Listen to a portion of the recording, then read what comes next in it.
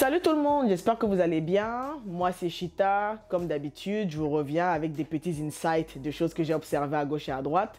Aujourd'hui, j'avais envie de parler de la cérémonie d'ouverture des Jeux Olympiques, cérémonie pendant laquelle on a pu voir 3 designers d'origine africaine qui se sont distingués parce qu'ils ont designé, ils ont créé, dessiné des tenues pour des équipes olympiques ou pour des équipes dans une discipline en particulier. Le premier designer dont j'avais envie de vous parler, il s'agit de Telfar Clemens. Telfar Clemens qui est un Américain d'origine libérienne, fondateur de la marque Telfar, marque qui existe depuis 2005 et qui, je pense que vous vous en serez un peu douté, a designé les tenues de l'équipe olympique du Libéria. Ces tenues ont particulièrement fait de l'effet, notamment avec un détail qui m'a particulièrement marqué. Il s'agit de la manière dont les cols des tuniques étaient dessinées parce que les cols reprenaient la forme de l'Afrique. C'est assez original, mais on n'est pas totalement surpris parce que c'est Telfar. Telfar, c'est quelqu'un de très créatif. C'est quelqu'un qu'on connaît également pour ses sacs. Ces sacs qui sont très populaires. On a déjà tous vu quelqu'un avec un sac Telfar, on ne va pas le nier. Et pour la petite anecdote, ce n'est pas la première fois qu'il habille l'équipe du Libéria parce qu'il les a également habillés lors des JO de Tokyo de 2020 qui ont été reportés en 2021 à cause du Covid.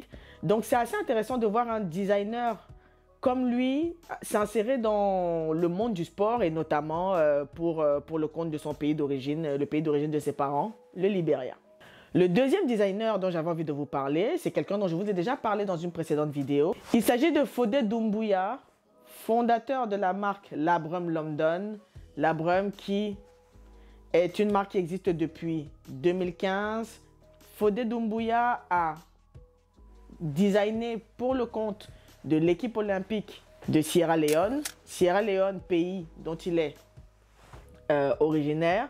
Donc il a créé les tenues pour les athlètes. Il a créé ces tenues-là en collaboration avec Adidas et ces tenues sont vraiment stylées, c'est-à-dire que la reprise des motifs et même tout l'ancrage culturel qu'il a voulu insérer là-dedans parce que la vidéo de campagne de présentation de ces tenues-là a été tournée en Sierra Leone.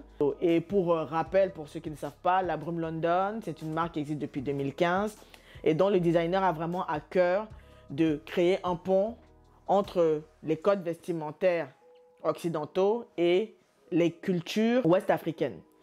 Donc, c'était assez intéressant de voir aussi comment un enfant de la diaspora sierra-léonaise a réussi aussi à apporter sa patte dans la manière dont l'équipe olympique de Sierra Leone s'est présentée au monde ou va se présenter au monde par le biais de ses tenues. Donc, ça, c'était le deuxième designer dont j'avais envie de vous parler. Le troisième designer dont je vais vous parler, il s'agit d'une marque rwandaise. Une marque rwandaise qui s'appelle Motion.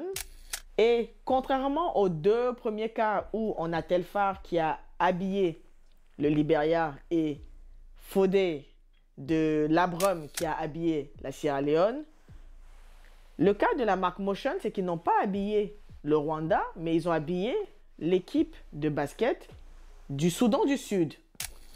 C'est-à-dire que Motion, c'est une marque qui est aussi installée au Rwanda cette fois-ci depuis 2015, qui a déjà eu à habiller même le président de la République du Rwanda, M. Kagame, et qui pour ces Jeux Olympiques a designé des costumes pour les hommes et pour les femmes, donc pour les joueurs et pour les joueuses de l'équipe de basket du Sud-Soudan.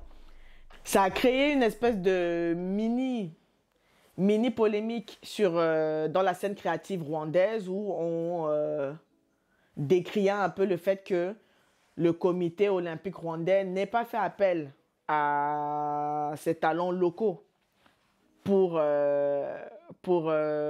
créer les tenues. Ou alors n'ait pas fait appel à ce designer-là qui commence déjà à se faire une assez bonne réputation dans le monde de la mode pour créer les tenues de l'équipe du Rwanda et que ce soit plutôt un pays autre ou voisin qui arrive à déceler ou à solliciter la matière créative, la marque Motion. Donc c'était un petit peu les trois marques ou les trois designers que j'ai spotés qui ont créé des tenues pour des équipes africaines, donc des designers d'origine africaine qui ont créé des tenues, qui ont designé des tenues pour les équipes africaines. Je pense que ça va peut-être créer une tendance qu'on va voir arriver dans les prochaines années.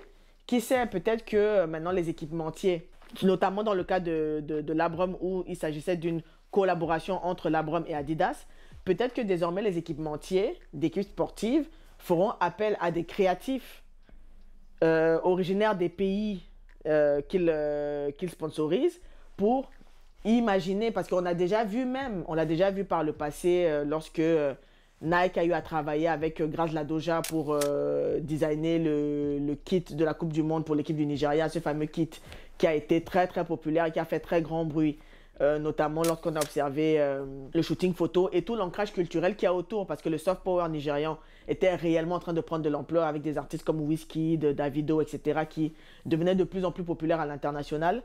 Donc je pense que ce serait intéressant pour ajouter un petit cachet supplémentaire, que les équipementiers fassent de plus en plus appel à des créatifs originaires des pays qu'ils sponsorisent pour créer un peu un petit plus, imaginer des choses ensemble et voir comment incorporer encore un peu plus la culture du pays sponsorisé dans la création des tenues et des kits des sportifs. Voilà, c'était peut-être la leçon que j'avais envie de retenir de tout ça.